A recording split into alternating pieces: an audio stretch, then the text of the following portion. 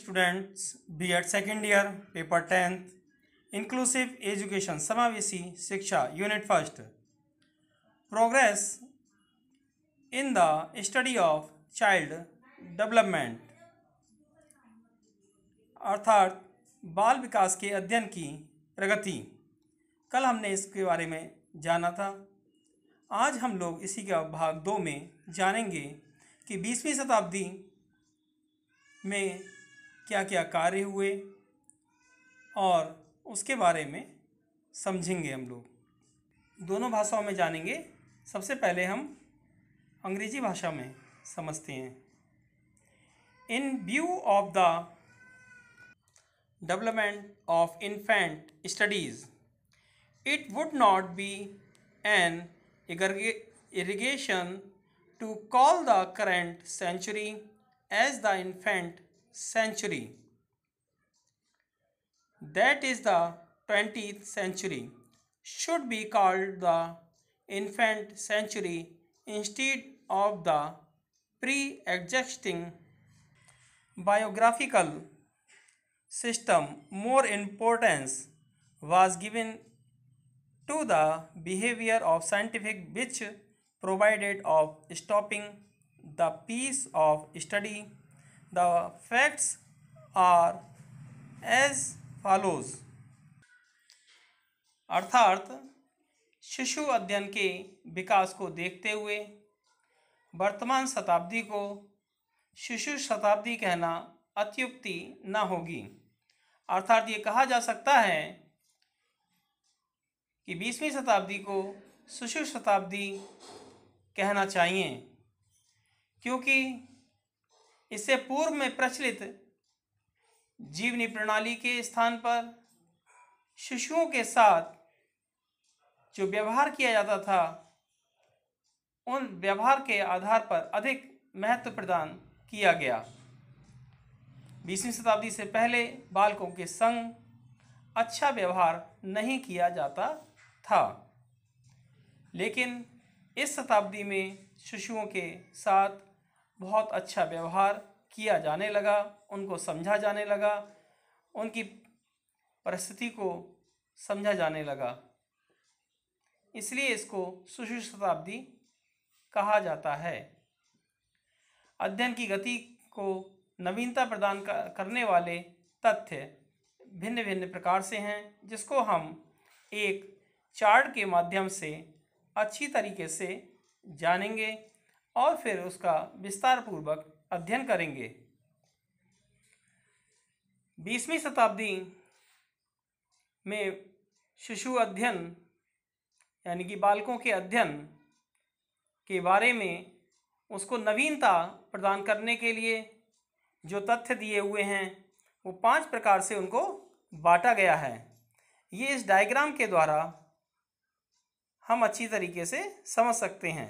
इसको 5 भागों में बांटा गया है और इसको हम एक एक करके समझते हैं। Number 1, special study of different abilities of children, अर्थात बालकों की विभिन्न क्षमताओं का विशेष अध्ययन। बी पार्ट है आपका स्टडी ऑफ अनएडजस्टमेंट चिल्ड्रन, अर्थात अपसमायोजित बच्चों का अध्ययन। सी आता है आपका study of infant on the basis of behaviour, अर्थात व्यवहारों के आधार पर शिशु अध्ययन। नेक्स्ट डी आता है आपका स्टडी बाय इंटेलिजेंस टेस्ट, बुद्धि परीक्षण का द्वारा अध्ययन।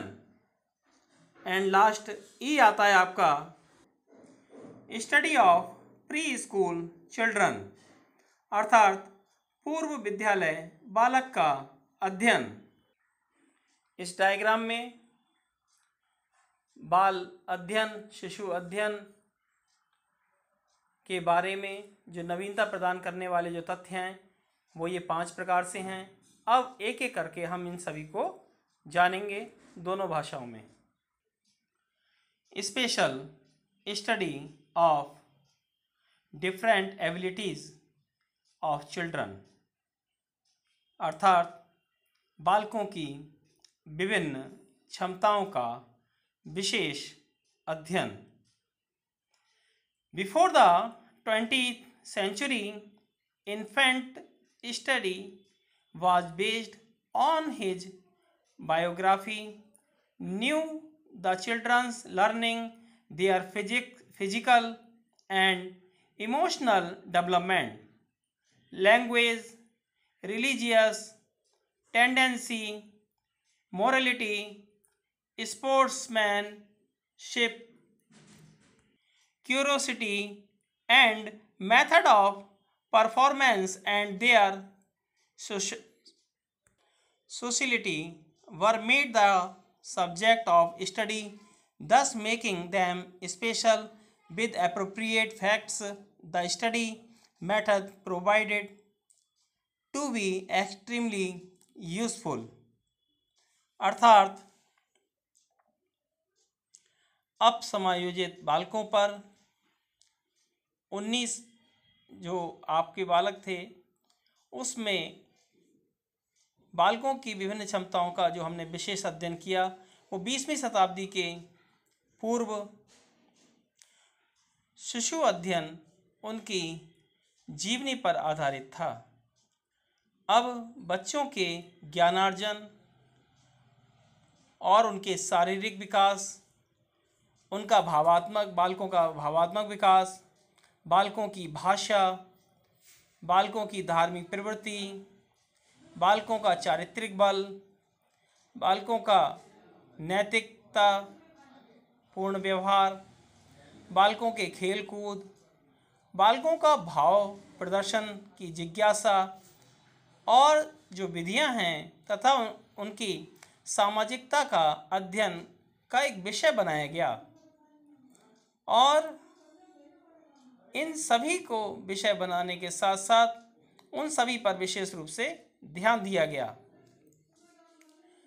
इस प्रकार से उपयुक्त तथ्यों को लेकर विशेष प्रकार से की जाने वाली अध्ययन की रीति अत्यधिक उपयोगी सिद्ध हुई, जिसमें बालकों के बारे में हमने ये जाना कि बालक किस प्रकार से ज्ञान प्राप्त करते हैं, उनका शारीरिक विकास किस प्रकार से होगा, उनका भावनात्मक विकास किस प्रकार से होगा, उनका मानसिक विकास किस प्रकार से होगा, उनके अंदर धार्मिक प्रवृत्ति की भावना किस प्रकार से पैदा होगी, उनके चरित्र बल का निर्माण करना, उनमें अच्छे अच्छे संस्कार देना, नैतिकता का पाठ पढ़ाना, साथ ही साथ इन सब के साथ साथ उनका खेल कूद भी विशेष रूप से ध्यान देना, उनकी जिज्ञासाओं को शांत करना तथा उनके भाव के प्रदर्शन को जानना और उस समस्या का समाधान करना।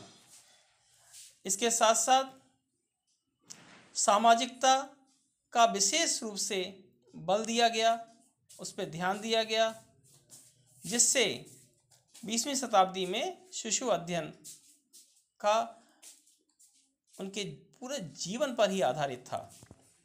नेक्स्ट हम दूसरा पढ़ेंगे, आज हम जानेंगे इसका B part,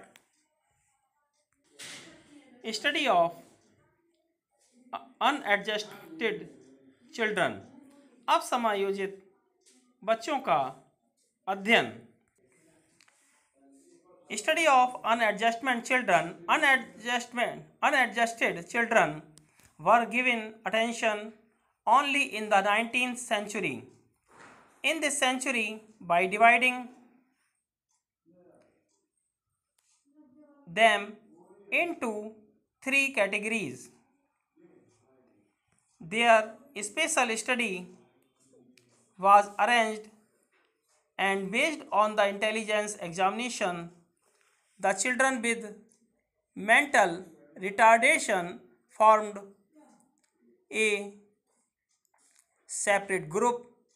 By providing them a favorable level of education, those unadjusted children were placed in the second category of the scheme implemented in the third category, the children who were separated from normal children due to their sharp intellect were intellectually favorable for their proper development. Necessary courses and education were arranged. अर्थात इसके बारे में अब हम हिंदी में जानेंगे। अब समायोजित बच्चों का अध्ययन। अब समायोजित बालकों पर 19वीं शताब्दी में ही ध्यान दिया गया था। इस शताब्दी में इन्हें 3 श्रेणियों में विभाजित करके इनके विशेष अध्ययन की व्यवस्था की गई। 3 श्रेणियों में बांटा गया और तीनों का अलग अलग काम था। सबसे पहले बुद्धि परीक्षा के आधार पर मानसिक दुर्बलता वाले बच्चों के निर्वाचन से उनका एक अलग समूह बनाकर अनुकूल स्तर की शिक्षा प्रदान करने की योजना कार्यान्वित की गई। अर्थात जो पहली जो श्रेणी बनाई गई उस श्रेणी में बालकों की बुद्धि परीक्षा ली गई। उस बुद्धि परीक्षा में बालकों को अलग अलग प्रकार से डिवाइड किया गया। उसमें मानसिक दुर्बलता वाले जो बालक थे उन बच्चों को निर्वाचन करके यानी कि उनका छांट कर उनका एक अलग ग्रुप बना दिया गया और उस ग्रुप के आधार पर उनको शिक्षा दी गई। अनुकूल स्तर की ही शिक्षा प्रदान करने की योजना कार्यान्वित की गई। जो इसका दूसरा श्रेणी आती है, दूसरी श्रेणी में उन अपसमायोजित बालकों को रखा गया जिनके अपसमायोजन का कारण उनका घर, उनका स्कूल अथवा समाज का प्रतिकूल वातावरण भी था। ऐसे बच्चों के मनोवैज्ञानिक रीति से उपचार की व्यवस्था की गई।